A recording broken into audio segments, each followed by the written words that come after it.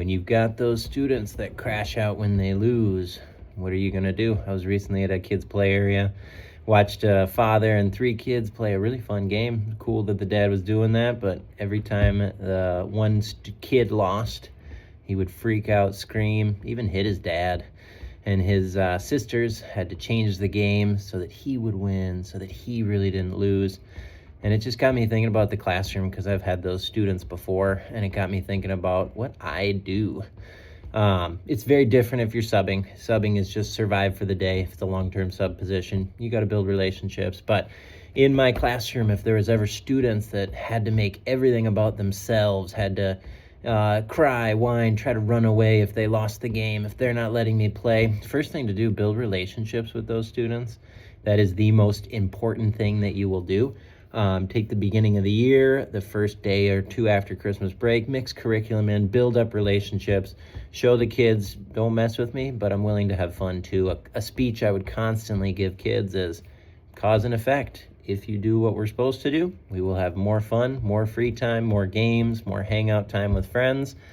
But if we're going to be disrupting and if we're going to be making bad choices, I guarantee you we'll have less of that. And once you build relationships and show students that your word is your word, your yes is your yes, and your no is your no, they'll stop messing, they'll stop pushing, they'll stop making everything about themselves. I have had a couple students that was a whole year and they never got over that. They might have had narcissistic tendencies. But basically the culture I tried to create in my classroom is it is a privilege to be in here. We are going to take breaks. We're going to play games. We're going to have fun. And it didn't take long, if students were acting up, you give them multiple chances. You try to talk them off the ledge. You try to get them built up, positivity, help them process their mistakes, all those things.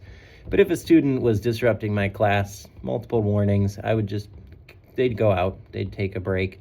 And one key thing I saw in that is anytime a student took a break, was out of my classroom for a class period for 10, 15, 20 minutes, we played a game, we made a memory, we watched a video, we made jokes, we had fun, so that way you're building a class culture of this room is fun and we are going to do things in here that are important. Even if it was working and it was, hey, you guys have worked hard this morning, work with a partner.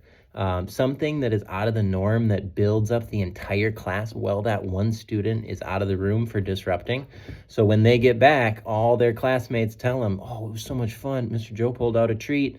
This person did this. We played a game. We did that.